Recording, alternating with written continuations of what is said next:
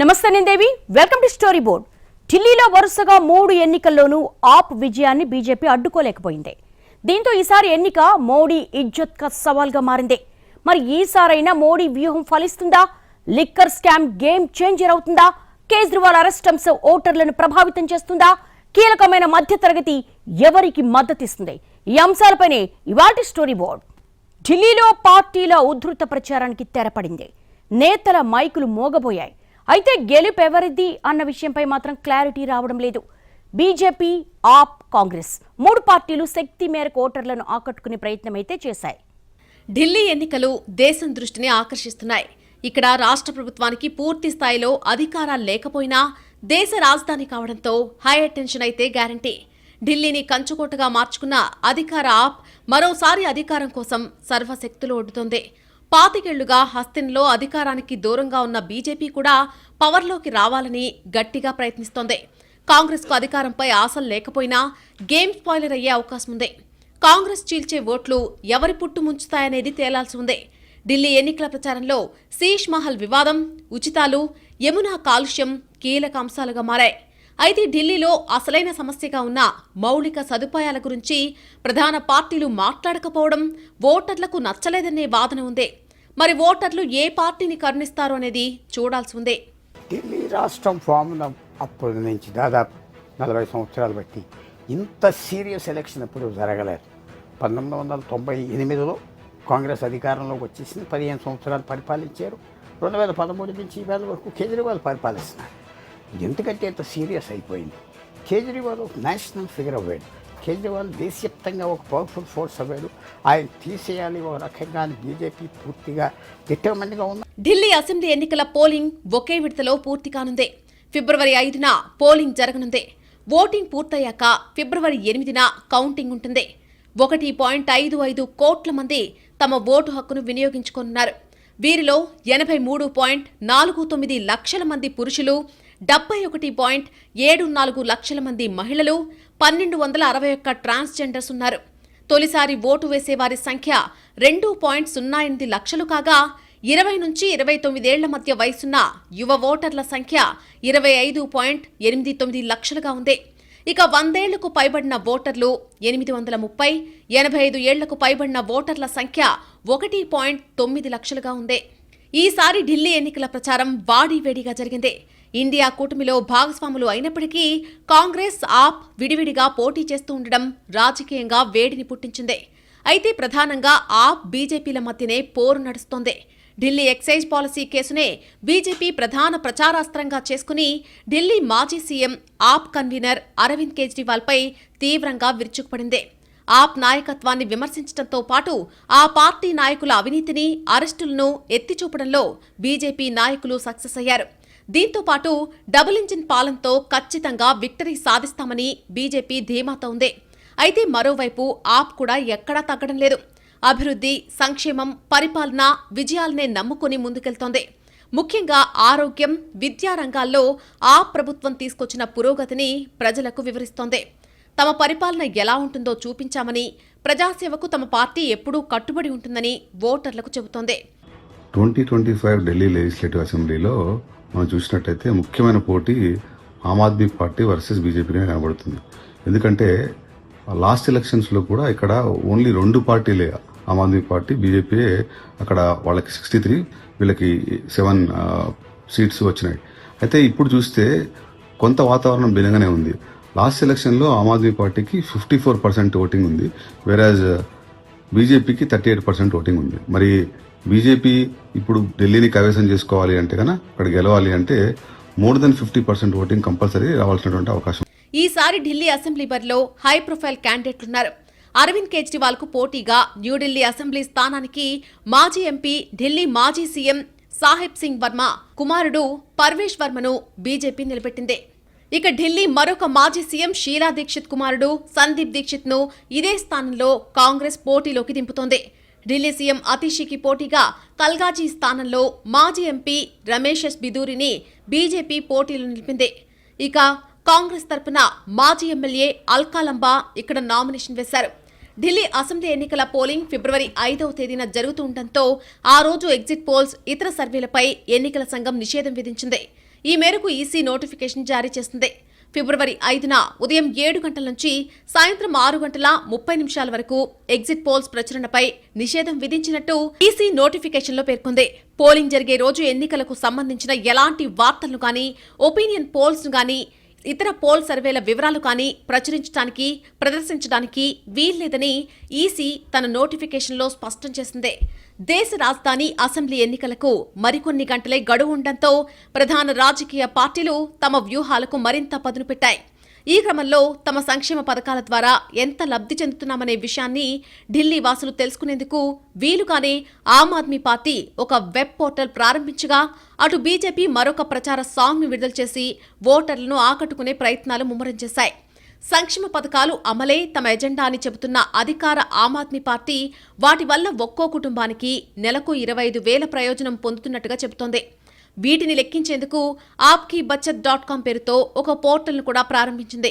ఉచిత విద్యుత్, ఉచిత నీరు, బస్సుల్లో మహిళలకు ఉచితం తదితర ప్రభుత్వ పథకాల ద్వారా నెలకు ఏ మేరకు ఆదా అవుతుందని ఢిల్లీ వాసులు తెలుసుకునేలా దీన్ని రూపొందించింది. తాము అధికారంలోకి వచ్చాక విద్యార్థులకు ఉచిత బస్సు ప్రయాణం, మెట్రో ధరల్లో రాయితీ వంటి మరిన్ని సంక్షేమ పథకాలు అమలు చేస్తామని ఆప్ పేర్కొంది.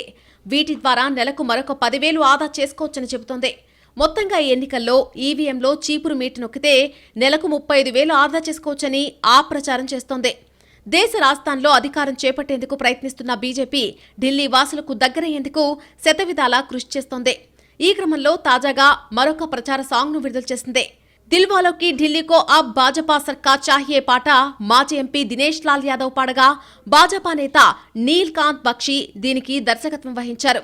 ప్రచార గీతాలు ఎంతో ప్రభావం చూపిస్తున్నాయని బీజేపీ నేతలు చెబుతున్నారు. కాంగ్రెస్ మాత్రం చాప కింద నీరులా ప్రచారం చేసింది. సైలెంట్ కిల్లర్ దెబ్బేంటో చూపిస్తామని హస్తం నేతలు కూడా ధీమాగా కనిపిస్తున్నారు. ఢిల్లీలో మధ్యతరగతి ఓట్లే చాలా కీలకం. దీంతో వారి ఓట్ల కోసం 3 పార్టీలు చెమటోడ్చాయి. మరి మిడిల్ క్లాస్ మనసులో ఏముందనేది ఇంతవరకు అంతు చిక్కటం లేదు.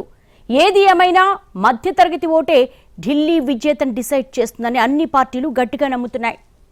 70 స్థానాలున్న ఢిల్లీ అసెంబ్లీలో ఆమ్ ఆద్మీ పార్టీ, కాంగ్రెస్ మొత్తం స్థానాల్లో పోటీ చేస్తుండగా బీజేపీ 68 స్థానాల్లో బరిలోకి దిగింది. మిగిలిన 2 స్థానాల్ని జేడీయూ, ఎల్జేపీకి కేటాయించింది. సిపిఐ 6 స్థానాలు, సిపిఎం 2, సిపిఐఎంఎల్ 2 స్థానాల్లో పోటీ చేస్తున్నాయి. ఇక బీఎస్పీ 70 స్థానాల్లో, ఎన్సీపీ 30 స్థానాల్లో, ఎంఐఎం 2 స్థానాల్లో అభ్యర్థుల్ని రంగంలోకి దింపాయి. దాదాపు అన్ని పార్టీలు పోటీలో ఉన్నప్పటికీ ఢిల్లీలో హోరాహోరీ పోటీ మాత్రం ఆమ్ ఆద్మీ పార్టీ, బీజేపీ మధ్య కనిపిస్తోంది. వరుసగా 4వ సారి అధికారం కోసం ఆప్ ప్రయత్నిస్తోంది. 2013 నుంచి అధికారంలో ఉండడంతో సహజంగానే ప్రభుత్వ వ్యతిరేకత పెరిగిపోయింది. దీనికి తోడు టికెట్ లభించని 8 మంది నేతలు బీజేపీలో చేరిపోవడం ఆప్కు కాస్త ఇబ్బందికర పరిణామం. ఇప్పటి వరకు అమలు చేసిన సంక్షేమ పథకాలు, ముఖ్యంగా ఉచిత విద్యుత్, తాగునీరు, విద్య, మహిళలకు ఉచిత బస్సు ప్రయాణాలు లాభిస్తాయని ఆప్ అంచనా వేసుకుంటోంది. కేజ్రీవాల్, మనీష్ సిసోడియా అరెస్టులు కూడా ప్రజల్లో సానుభూతిని పెంచాయనేది ఆ పార్టీ ఆలోచనగా ఉంది. ఢిల్లీపై తన పాలనతో ఆప్ తనదైన ముద్ర వేసిందనడంలో సందేహం లేదు. ఢిల్లీ మోడల్ పేరుతో మొహల్లా క్లినిక్లు, కార్పొరేట్ తరహా ప్రభుత్వ పాఠశాలల్ని కేజ్రీవాల్ సర్కార్ నిర్మించింది. స్కూళ్ల నిర్వహణలో కీలకంగా వ్యవహరించిన అతిషినే ఆ తర్వాత సీఎం కావడంతో స్కూళ్లపై ఫోకస్ మరింత పెంచేశారు. ఆప్ చేసిన పనులు జనంలోకి కూడా బాగా వెళ్లాయనేది ఆ పార్టీ నేతల వాదన. ఆటో డ్రైవర్లకు ఆర్థిక సాయంతో ఆ వర్గాన్ని కూడా ఆప్ బాగానే ఆకట్టుకుంది. అయితే లెఫ్టినెంట్ గవర్నర్తో నిరంతర ఘర్షణతో ఆ పాలనా రథాన్ని లాగాల్సినంత వేగంగా లాగలేకపోయింది. కొన్ని చేయాలనుకున్న పనులు కూడా పెండింగ్లో పడిపోయాయి. అలాగని ఆ పాలనలో సమస్యలు లేవని కాదు. విద్యుత్ సంక్షోభం లాంటి సమస్యలొచ్చినా కేజ్రీవాల్ ఇమేజ్, సుపరిపాలనా నినాదంతో ఆప్ నెగ్గుకొచ్చింది. ఈసారి స్కామ్లు, అవినీతి, అసమర్థ పాలన పేరుతో బీజేపీ ఆప్ను కార్నర్ చేస్తోంది. ఆప్ ఢిల్లీకి పెద్ద ఆపదగా మారిందని స్వయంగా ప్రధాని మోడీ విమర్శలు ఎక్కుపెట్టారు. मैंने सुना है ये दिल्ली में 9वीं कक्षा के बाद बच्चों को आगे जाने ही नहीं देते. जो बच्चे गारंटी है पास होंगे उन्हीं को जाने देते. क्यों? क्योंकि उनका रिजल्ट खराब हो जाएगा तो मेरी सरकार की इज्जत खराब हो जाएगी. इसलिए बड़ा बेईमानी का काम होता है. ఆ పూర్తి స్థాయిలో ఢిల్లీ పాలనపై దృష్టి పెట్టడం లేదనే విమర్శలు కూడా లేకపోలేదు. కేజ్రీవాల్ దేశ్కి నేత అవ్వాలనే తాపత్రయంతో రాష్ట్రాలు తిరగడంపై కొందరు ఢిల్లీ వాసులు అసంతృప్తిగా ఉన్నారు. లోక్సభ ఎన్నికల్లో ఆప్కు గట్టిగా బుద్ధి చెప్పినా కూడా కేజ్రీవాల్ వైఖరి మార్చుకోవడం లేదన్నది వారి ఫిర్యాదు. అధికారం దక్కిన చోట బలమైన ముద్ర వేయకుండా ఎక్కడెక్కడో అధికారం కోసం పాకులాడటం, అందుకోసం ఢిల్లీలో పవర్ను ఉపయోగించుకుంటున్నారనే బీజేపీ ఆరోపణలకు అంతో ఇంతో మద్దతు లభిస్తోంది. కానీ ఇలాంటి వారి సంఖ్య మొన్నటిదాకా నామమాత్రమే. అయితే కేజ్రీవాల్ జైలుకెళ్లాక వీరి సంఖ్య పెరిగిందనే వాదనలో నిజమెంత అనేది ఎన్నికలే తేల్చాలి. ఢిల్లీలో బీజేపీ విచిత్ర పరిస్థితిని ఎదుర్కొంటోంది. ఇప్పుడు లోక్సభ ఎన్నికలొచ్చినా ప్రత్యర్థులకు అసలు ఛాన్స్ ఇవ్వకుండా క్లీన్ స్వీప్ చేస్తోంది. కానీ అసెంబ్లీకి వచ్చేసరికి మాత్రం చతికిల పడుతోంది. నేతల్ని మార్చినా, వ్యూహాలు మార్చినా ఢిల్లీలో ఇప్పటిదాకా బీజేపీకి గెలుపు సాధ్యం కాలేదు. అప్పుడెప్పుడో సుష్మా స్వరాజ్, సాహెబ్ సింగ్ వర్మ లాంటి బీజేపీ నేతలు ఢిల్లీ సీఎంలుగా చేసినా అది దశాబ్దాల నాటి సంగతి. 15 ఏళ్లు కాంగ్రెస్, ఆ తర్వాత మరొక 13 ఏళ్లు ఆప్ రాజ్యమేలాయి. ఈ సమయంలో బీజేపీ కనీసం విపక్షంగా కూడా గట్టి ప్రతిఘటన ఇవ్వలేకపోతుంది అనేది నగ్న సత్యం. ఏదో కేంద్రంలో అధికారంలో ఉంది కాబట్టి ఈ మాత్రమైనా పోటీ ఇస్తోంది. కానీ స్థానిక నేతల పనితీరులో మాత్రం ఏమాత్రం మెరుగుదల లేదని జాతీయ నేతలు అసంతృప్తిగా ఉన్నారు. ఎప్పటికప్పుడు మోడీ, అమిత్ షా, కేజ్రీవాల్ ముందరి కాళ్లకు బంధాలేస్తున్నా బలహీన నేతల పుణ్యమాని ఏ పరిణామాన్ని ఢిల్లీ బీజేపీ క్యాష్ చేసుకోలేకపోతోంది. అందుకే వరుసగా 3 ఎన్నికల్లోనూ ఆప్ గెలుస్తున్నా బీజేపీ అడ్డుకోలేకపోయింది. ఉచిత పథకాలపై ఇన్నాళ్లు అధికార పార్టీని విమర్శించిన బీజేపీ అధికారం కోసం భారీగా ఉచిత హామీలిచ్చేసింది. డబుల్ ఇంజిన్ సర్కార్ స్లోగన్ ఎత్తుకుంది. ఢిల్లీలో ఉద్యోగ వర్గాలు అధికంగా ఉండడంతో ఇటీవల బడ్జెట్లో ట్యాక్స్ పేయర్లకు ఇచ్చిన రిలీఫ్ లాభిస్తుందని బీజేపీ భావిస్తోంది. కేజ్రీవాల్, సిసోడియా సహా ఆప్ నేతలపై ఉన్న కేసులు తమకు అనుకూలిస్తాయని బీజేపీ ఆలోచిస్తోంది. అదే సమయంలో ప్రభుత్వ వ్యతిరేకత లబ్ధి చేకూరుస్తుందనే అంచనాలో ఉంది. ఇక కాంగ్రెస్ పార్టీ కనీసం ఈసారైనా ఖాతా తెరుస్తుందా అనేది సందేహంగా మారింది. ఎన్ని సీట్లు గెలుస్తుందో చెప్పలేకున్నా ఓట్లు మాత్రం గణనీయంగా చీల్చే అవకాశం ఉంది. మజ్లిస్ పార్టీ సైతం విజయం సాధించకపోయినా 2 నియోజకవర్గాల్లో ముస్లిం ఓట్లను చీల్చనుంది. ఈసారి ఢిల్లీ ఎన్నికల్లో ప్రభావితం చేయనున్న అంశాల్లో కీలకమైంది తాగునీటి సమస్య. ఆ ప్రభుత్వం ఉచిత నీరు అందిస్తున్నా మొత్తం ఢిల్లీ ప్రజానీకానికి ఆ నీళ్లు సరిపోవడం లేదు. మురుగునీటి సమస్య మరొక ఇబ్బందికర పరిణామంగా ఉంది. చాలా కాలంగా రోడ్లు వేయకపోవడంతో ఢిల్లీ రోడ్లు అంతంత మాత్రంగానే ఉన్నాయి. దేశ రాజధాని కావడంతో సహజంగానే నిరుద్యోగ సమస్య భారీగా కనిపిస్తోంది. ఇలాంటి ప్రతికూలతలు, హోరాహోరీ పోటీల మధ్య ఢిల్లీ పీఠం ఈసారి ఎవరికి దక్కుతుంది అనేది అంచనా కష్టమవుతోంది. బీజేపీ, ఆప్, కాంగ్రెస్ మధ్య మాటల యుద్ధాలు సోషల్ మీడియాలో జోరుగానే సాగుతున్నాయి. ఢిల్లీ అభివృద్ధిని ఆప్ అడ్డుకుంటుందని ప్రధాని మోడీ చేసిన కామెంట్లకు ఆప్ నేతలు ధీటైన సమాధానాలిస్తున్నారు. తాము అధికారంలోకి వచ్చే వరకు బలహీన వర్గాల వారిని పట్టించుకున్న వారు లేరని, ఢిల్లీ లాంటి మహానగరంలో పాఠశాలల రూపురేఖలు మార్చి ప్రైవేటు దీటుగా విద్యను అందిస్తున్నామంటూ ఆప్ బదిలిస్తోంది. మెట్రో తదితర అభివృద్ధి కార్యక్రమాలన్నీ తమ కాంగ్రెస్ హయాంలోనే ఢిల్లీలో జరిగిందని కాంగ్రెస్ చెప్పుకుంటుండగా బీజేపీ, ఆప్లు మూకుమ్మడిగా దాడి చేస్తున్నాయి. దేశాన్ని కాంగ్రెస్ దోచుకున్నది చాలంటూ బీజేపీ ఆరోపిస్తుండగా అంతుపట్టని అవినీతి, ఈవీఎంల ట్యాంపరింగ్, మత కల్లోలాలకు బీజేపీ కేరాఫ్ అంటూ ఆప్, కాంగ్రెస్లు సోషల్ మీడియా ద్వారా ప్రతిఘటిస్తున్నాయి. సుమారు 50కి పైగా జాతీయ నేతలు ఢిల్లీలో మకాం వేసి ఎన్నికల హీట్ను పెంచేస్తున్నారు. ఢిల్లీలో దేశం నలుమూలల నుంచి ఉపాధి కోసం వచ్చి స్థిరపడిన వారే ఉంటారు. వీరిలో ఎక్కువ మంది మధ్యతరగతి, దిగువ మధ్యతరగతి ప్రజలే. నిరుపేదలు కూడా భారీ సంఖ్యలో ఉన్నారు. అయితే ఈ వర్గాన్ని ఉచిత పథకాలతో గత కొన్నేళ్లుగా ఆప్ చేరువ చేసుకుంది. ఈసారి బీజేపీ సైతం అదే దారిలో పయనించి ఇప్పటికే అనేక ఆకర్షణీయ సంక్షేమ పథకాలను ప్రకటించింది. దీంతో పేదలు ఎటు మొక్కుతారు అనేది ఈవీఎంలను తెరిచిన రోజు బయటపడుతుంది. ఎటొచ్చి మిడిల్ క్లాస్తోనే పార్టీలకిప్పుడు తంటంతా. మెజారిటీ వర్గంగా ఉన్నటువంటి వీళ్లను దగ్గర చేసుకోవడమే లక్ష్యంగా ఆప్, బీజేపీ పావులు కరిపాయి. 2014 ఎన్నికల్లో మిడిల్ క్లాస్ స్పష్టంగా ఆప్ వైపే ఉన్నట్టు ఎన్నికల అనంతరం తేలింది. కానీ 2019 నాటికి పరిస్థితి క్రమంగా మారుతూ వచ్చింది. మిడిల్ క్లాస్ మెల్లిగా బీజేపీకి దగ్గరవుతూ వచ్చారు. చివరి అసెంబ్లీ ఎన్నికల్లో 2 పార్టీలు దాదాపు సమానంగా ఈ వర్గాన్ని ఆకర్షించినట్టు కొన్ని సర్వేలు వెల్లడించాయి. దీంతో ఈసారి ఈ మిడిల్ క్లాసే దేశ రాజధానిలోని రాజకీయాలను శాసిస్తారనే అభిప్రాయం స్పష్టంగా వినిపిస్తున్న అంశం. మిడిల్ క్లాస్ను ఆకర్షించడం ఎంత ముఖ్యమో బీజేపీ పసిగట్టిందే. ఒకవైపు పేదల కోసం ఉచిత పథకాలను ప్రకటిస్తూనే మరొక వైపు మిడిల్ క్లాస్ కోసం అనేక చర్యలను చేపట్టింది. అందులో అన్నిటికంటే ముఖ్యమైనది తాజా బడ్జెట్లో ప్రకటించిన ఇన్కమ్ ట్యాక్స్లో మార్పులు. మధ్యతరగతికి ఊరట కల్పించడమే లక్ష్యంగా వీటిని తీసుకొచ్చినట్టు స్వయంగా కేంద్ర ప్రభుత్వ ప్రతినిధులే వెల్లడించారు. ప్రధానమంత్రి మోడీ సైతం ఇది మధ్యతరగతి బడ్జెట్ అని కితాబిచ్చారు. ఈ పరిస్థితుల్లో ఇన్కమ్ ట్యాక్స్ లో 12 లక్షల వార్షిక ఆదాయం వరకు రిబేట్ కింద ఎలాంటి పన్ను కట్టాల్సిన అవసరం లేకుండా చేశారు. అలాగే స్లాబుల్లోనూ మార్పులు చేసి కొంతవరకు భారం తగ్గించారు. ఢిల్లీ ఎన్నికల తరుణంలో అక్కడి మిడిల్ క్లాస్ ను ఆకర్షించడమే లక్ష్యంగా దీన్ని తీసుకొచ్చినట్టు రాజకీయ పండితులు విశ్లేషిస్తున్నారు. ఈ పాచిక ఎంతవరకు పారుతుందో చూడాల్సి ఉంది. ప్రచారంలో కేజ్రీవాల్ 10 లక్షల వరకు ఆదాయ పన్ను లేకుండా చేయాలని బీజేపీకి సవాల్ విసిరారు. బీజేపీ ఊహించిన విధంగా ఏకంగా 12 లక్షల వరకు పన్ను లేకుండా చేస్తూ బడ్జెట్ ప్రవేశపెట్టింది. ఢిల్లీ ఓటర్లను ఆకట్టుకోవడానికి ప్రధాన పార్టీలన్నీ పోటాపోటీగా ఉచిత పథకాలు ప్రకటించాయి. ప్రచారం ముగియడంతో ఈసీని టార్గెట్ చేస్తూ ఆరోపణలు మొదలుపెట్టింది. ప్రచారం చివర్లో తెర మీదకొచ్చిన యమునా కాలుష్యం అంశానికి మెజార్టీ ఓటర్లు కనెక్ట్ అవుతారని పార్టీలు లెక్కలేసుకుంటున్నాయి. ఢిల్లీలో పేదలు సంక్షేమ పథకాల ద్వారా ప్రభుత్వాలు తమ జీవన గమనాన్ని ఒడ్డున పడేయాలని ఆశిస్తున్నారు. దీనికోసం ముందు చెప్పినట్టుగా ఆయా పార్టీలు ఉచిత పథకాలను పెద్ద ఎత్తున ప్రకటించేశాయి. గతంలో కేజ్రీవాల్ ఉచిత విద్యుత్, మహిళలకు ఉచిత బస్సు ప్రయాణం ఇలాంటి పథకాలు ప్రకటించి వారి ఓట్లను కొల్లగొట్టారు. తాజాగా బీజేపీ సైతం అదే బాటను ఎంచుకుంది. బీజేపీకి ఈ ఫార్ములా మహారాష్ట్ర, హర్యానాలో మంచి ఫలితాలు ఇచ్చింది. దీంతో ఢిల్లీలో కూడా దాన్ని వర్కౌట్ చేసుకోవాలనే ఆలోచనలో ఉంది. అందులో భాగంగానే మహిళలకు ఆర్థిక సాయం వంటి అంశాలను మేనిఫెస్టోలో చేర్చింది. మరోవైపు ఢిల్లీని కాలుష్యం ఏ స్థాయిలో కలవరపెడుతుందో చెప్పాల్సిన అవసరం లేదు. దీంతో కాలుష్యం, రోడ్ల దుస్థితిని సరిచేయాలని మిడిల్ క్లాస్ బలంగా డిమాండ్ చేస్తోంది. ఈసారి ఢిల్లీలో అధికారాన్ని కైవసం చేసుకునేందుకు బీజేపీ పెద్ద ఎత్తున వ్యూహాలు రచించింది. అయితే పార్టీలో అంతర్గత కుమ్ములాటలు, బలమైన అభ్యర్థులు లేకపోవడం సవాల్ విసురుతున్నాయి. మరోవైపు వరుసగా అధికారంలో ఉన్న ఆప్ను ఈసారి కొన్ని ప్రతికూల పరిస్థితులు వెంటాడుతున్నాయి. అందులో ప్రభుత్వ వ్యతిరేకత ఒకటి కాగా అవినీతి ఆరోపణలు కొత్త చిక్కులను తెచ్చిపెట్టాయి. అవినీతిని పారదోలడమే లక్ష్యంగా వచ్చిన పార్టీయే అవినీతి కోరల్లో చిక్కుకుందని బీజేపీ పెద్ద ఎత్తున ప్రచారం చేసింది. కేజ్రీవాల్తో పాటు ఆ పార్టీ నేతలు పలువురు జైలుకు వెళ్లిన విషయాన్ని పదే పదే ప్రస్తావించింది. మరోవైపు కాలుష్య నివారణ, రోడ్ల స్థితిని బాగు చేయడంపై ఆపంతగా దృష్టి సారించలేదు అనే వాదన బలంగా వినిపిస్తోంది.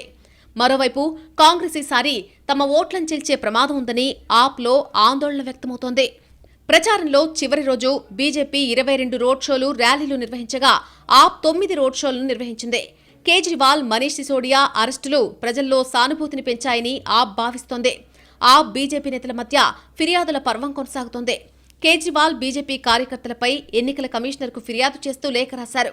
ఈ లేఖలో న్యూఢిల్లీ అసెంబ్లీ నియోజకవర్గం పరిధిలోని ఆప్ కార్యకర్తలను బీజేపీ కార్యకర్తలు బెదిరింపులకు గురిచేస్తున్నారని, వారిని వేధిస్తున్నారని కేజ్రీవాల్ పేర్కొన్నారు. అధికార ఆప్కు ఢిల్లీ అసెంబ్లీ ఎన్నికలు ఒక రకంగా సవాలనే చెప్పొచ్చు. పలువురు ఆప్ నేతలపై అవినీతి ఆరోపణలు ఆ పార్టీకి ఇబ్బందికరంగా మారాయి.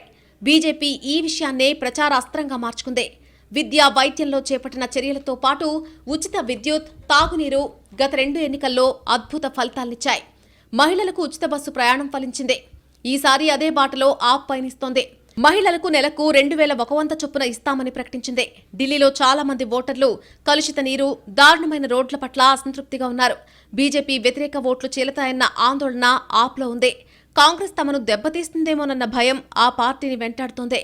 గత 2 అసెంబ్లీ ఎన్నికల్లో ఘోరంగా ఓటమి పాలైన కాంగ్రెస్ మరోసారి ఉనికి కోసం ప్రయత్నిస్తోంది. ఆప్, బీజేపీ ఈ రెండిటి మధ్య పోరులో కాంగ్రెస్ ఊసులో లేకుండా పోతోంది. దళితులు, మైనార్టీల ఓట్లను తిరిగి సంపాదించేందుకు నాయకులు, అభ్యర్థులు బాగానే కష్టపడుతున్నా ఎంతవరకు ఫలితం ఇస్తుంది అనేది చూడాలి. 1998 నుంచి ఢిల్లీలో అధికారంలో లేకపోవడం వల్ల ఈసారి ఎలాగైనా పట్టు సాధించడానికి బీజేపీ విశ్వ ప్రయత్నాలు చేస్తోంది. తనకు బలమున్న నియోజకవర్గాలపైనే కాకుండా ఆప్ బలంగా ఉన్న వాటిపైన దృష్టి సారించింది. గతంతో పోలిస్తే ఈసారి బీజేపీ బాగానే పుంజుకున్నా ఆ పార్టీలో కేజ్రీవాల్ను ఢీకొట్టగలిగే నేత లేకపోవడం ఇబ్బందిగా మారింది. పలు నియోజకవర్గాల్లో కీలక నేతలను పోటీకి దింపినా ఎవ్వరినీ ముఖ్యమంత్రి అభ్యర్థిగా ప్రకటించలేదు. పార్టీలోని అంతర్గత కలహాలు అత్యంత ఆందోళనకరంగా ఉన్నాయని అంటున్నారు. దీంతో పాటు చాలా నియోజకవర్గాల్లో అభ్యర్థులు సమర్థులు కారని పార్టీ వర్గాలే వ్యాఖ్యానిస్తున్నాయి. బడ్జెట్లో ఆదాయ పన్ను మినహాయింపు ద్వారా ఢిల్లీలోని మధ్యతరగతిని బీజేపీ ఆకట్టుకుంది. ఇది కేజ్రీవాల్కు భారీ షాకే. అసలే ఢిల్లీలో మధ్యతరగతి ప్రజలు ఎక్కువ. ఆమ్ ఆద్మీ పార్టీ కీలక నేత, పంజాబ్ ముఖ్యమంత్రి భగవంత్ మాన్ నివాసంలో ఎన్నికల సంఘం అధికారులు ఆకస్మిక తనిఖీలు చేశారు. ఢిల్లీ కపూర్తలాలోని మాన్ నివాసంలో ఎన్నికల సంఘం టీం సోదాలు కూడా జరిపింది. ఈ పరిణామంలో ఢిల్లీ సీఎం అతిషి ఎక్స్ వేదికగా ట్వీట్ చేశారు. ఓటర్లకు పట్టపగలే బహిరంగంగా నిస్సిగ్గుగా డబ్బులు, షూస్ పంచుతూ బీజేపీ ప్రలోభాలకు గురిచేస్తూ ఉంటే ఎన్నికల సంఘానికి అది కనిపించడం లేదని, ప్రజలు ఎన్నుకున్న ముఖ్యమంత్రి ఇంటికి రైడ్స్కు వెళ్లారని ఆమె ఈసీ తీరుపై మండిపడ్డారు. పంజాబ్ ప్రభుత్వ స్టిక్కర్, రిజిస్ట్రేషన్ నెంబర్తో కూడి ఉన్న ఒక ప్రైవేట్ వాహనాన్ని ఢిల్లీ పోలీసులు సీజ్ చేసిన మరుసటి రోజే పంజాబ్ సీఎం ఇంట్లో సోదాలు జరిగాయి. ఢిల్లీ పంజాబ్ భవన్ ముందు లిక్కర్, డబ్బు, ఎన్నికల ప్రచార సామాగ్రితో కూడినటువంటి ఒక వాహనం పార్క్ చేసి ఉండడాన్ని గమనించిన ఢిల్లీ పోలీసులు ఆ వెహికల్ను సీజ్ చేసి కేసు నమోదు చేశారు. ఈసీ కూడా బీజేపీకి సహకరిస్తుందని ఆప్ నేతలు ఆరోపిస్తున్నారు. బీజేపీ ఏం చేసినా ఎవరూ పట్టించుకోవడం లేదని మండిపడుతున్నారు. అయితే ఆప్ చేసేవన్నీ నిరాధార ఆరోపణలేనని కాషాయ పార్టీ కొట్టిపారేస్తోంది.